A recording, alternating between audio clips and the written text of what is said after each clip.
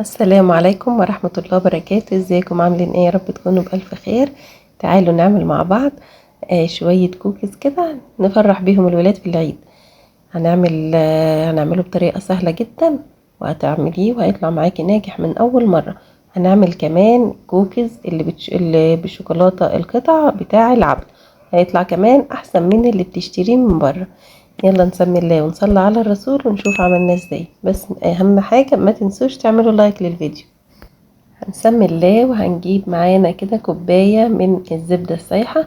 احنا بنسيحها بس مش هنخليها تكون سخنة، اهم حاجة تسيحيها وتسيبيها تبرد خالص، يعني زبدة تكون دايبة عشان تسهل معانا الشغل. هنزل عليها كده بكوباية من السكر البودر، وهبدأ كده ادوب السكر البودر مع الزبدة كويس اوي لحد ما يدوبوا مع بعض. هنزل عليهم كمان بمعلقة من العسل الاسود، زي ما انتوا شايفين بتدي لون حلو قوي للكوكيز وبتخلي التست بتاعه عالي جدا بالشكل ده. هنزلها كده وهبدأ ادوب السكر مع العسل مع الزبدة لحد ما يدوبوا كويس قوي مع بعض. بعد كده هنزل ببيضتين اتنين، ودول بيكونوا بدرجة حرارة المطبخ، وهنزل بيهم وهدوبهم كويس قوي. لازم الزبدة تكون معاكي باردة عشان ما تسويش البيض. هنزل عليهم بنص معلقة صغيرة من الفانيليا البودر او الفانيليا السايلة. دوبتهم كويس قوي بالشكل ده لحد ما بقوا معايا بالشكل اللي انتوا شايفينه ده. القوام بتاعها ناعم جدا. هبدأ بقى اجيب معايا 3 كوبايات من الدقيق، والكوباية اللي انا عيرت بيها الدقيق هو مج الشاي العادي وعيرت بيها كل المقادير.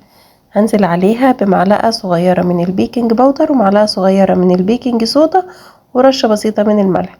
لو مش متوفر عندك البيكنج صودا خليها معلقة كبيرة من البيكنج باودر. هبدأ كده بقى انزل على الخليط السائل ده بالدقيق بتاعي. هقلب كويس قوي زي ما انتوا شايفين، وفي البسكوتات كلها احنا بنقلب بس مش بنعجن. هبدأ كده بقى اتدخل بايدي علشان احس العجينة. بتكوني فاتحة صوابعك كده وبتلفي العجينة بالراحة خالص علشان العجينة ما تعملش معاكي عرق وتطلع معاكي البسكوتة معضمة وناشفة بالشكل ده. بنزل بكمية الدقيق اللي معايا بالتدريج لحد ما القوام بتاعها يظبط خالص معايا. انا كمية الدقيق كانت مظبوطة خالص معايا. لفيت بس العجينة زي ما انتوا شايفين، بنقلب بس زي ما اتفقنا مش بنعجن لحد ما العجينة كلها، لحد ما الدقيق اللي معايا يختفي وتتشكل معايا عجينة ناعمة ومتماسكة. خلاص تمام، العجينة كده بقت معايا ممتازة، وده بيكون القوام بتاعها. لو حسيتي ان العجينة بتاعتك ملزقة قوي ممكن تضيفي لها معلقة دقيق، عشان ده بيختلف من نوع دقيق للتاني. بعد كده جبت حوالي نص كوباية من الشوكليت شيبس بالشكل اللي انتوا شايفينه ده وحطيته على العجينة، وبحاول كده الف بسيط كده علشان العجينة يكون فيها شوكليت شيبس من جوه بالشكل ده.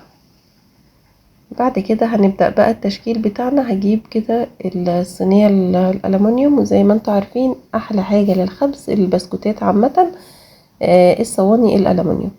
بقطع كده قطعة الكوكيز، بحاول اعملها صغيرة شوية علشان تعمل معايا كمية حلوة، وفي نفس الوقت هي بتفرش في الصينية بتاعتي.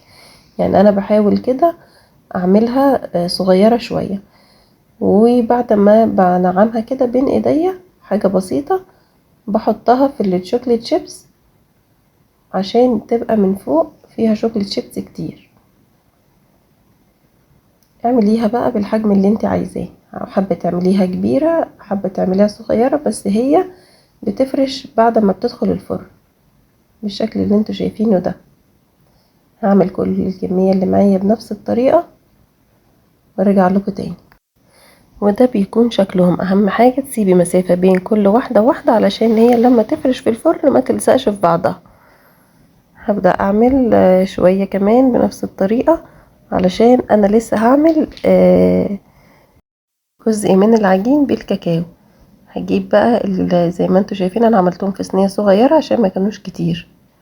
هبدأ اجيب بقى معايا على الكمية اللي فاضلة دي، هجيب معلقة كبيرة من الكاكاو الخام الاسباني، وبعدين هبدأ كده برضو ألف العجينة زي ما انتوا شايفين أنا بلفها بس كده بين صوابعي، ما بعجنش عشان ما تطلعش البسكوتة ناشفة معايا، لحد ما الكاكاو يختفي خالص وتكون العجينة كلها بلون الكاكاو بالشكل ده.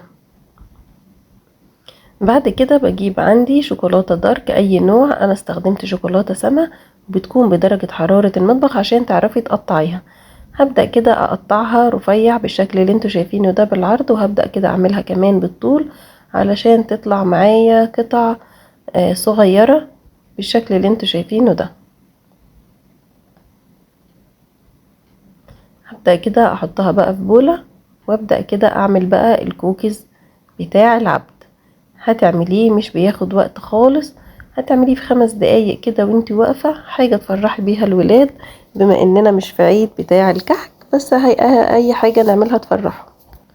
ببدأ كده بقى اجيب قطعة الكوكيز بتاعتي زي ما انتوا شايفين، وبعدين بحطها كده على الشوكولاتة فهي بتلزق فيها. بحاول اضغط بس عليها ضغطة بسيطة كده علشان الشوكولاتة تدخل جواها كده وما تقعش بالشكل اللي انتوا شايفينه ده. هعملهم بقى كلهم، وطبعا انا مشغله الفرن على درجه حراره 180، وبدخل الكوكيز اللي بخلصه بياخد حوالي من 12 ل 15 دقيقه في الفرن بالظبط، وبيكون مستوي. اول ما بخرجه الفرن ما بمسكهوش نهائي لانه بيكون قوامه عامل زي الكيك كده بالظبط، وبيكون طري جدا. بسيبه كده في الهواء لحد ما ينشف خالص، يعني حوالي ساعتين كده ولا حاجه، لحد ما ينشف معاكي ويكون القوام بتاعه متماسك. بعد بقى ما خلصت التشكيله اللي بالشوكولاته، حطيت معاه واحده من اللي هي الكوكيز الابيض علشان اعرف ان هو استوى. بحط معاه واحده كده لان البيضه لما بتكون استوت بيكون اللي بالشوكولاته كمان استوى. دي حركه احنا بنعملها في البوتيفور وفي كل البسكوتات اللي احنا بنعمل منها بالشوكولاته، وبيطلع معاكي بالشكل اللي انتوا شايفينه ده. طبعا احنا ما بنشغلش عليه الشوايه خالص، هو او بداية اول ما بياخد لون كده من تحت بتعرفيه ان هو استوى، ما بياخدش اكتر من 15 دقيقة في الفرن، وبيطلع بالجمال ده. يكون مقرمش جدا من بره ودايب كده دوب من جوه. مش قادرة اقولك بقى على طعمه ولا فرحة الولاد بيه، حرفيا هو مش هيبات معاكي لتاني يوم. يلا بقى جربيه وفرحي بيه الولاد وقولوا له رأيكم ايه في الكومنتات. لو عجبكم الفيديو ما تنسوش تعملوا لايك وتشتركوا في القناة وتفعلوا الجرس على الكل عشان يوصل لكم منه كل جديد. اشوفكم الفيديو الجاي بألف خير، مع السلامة.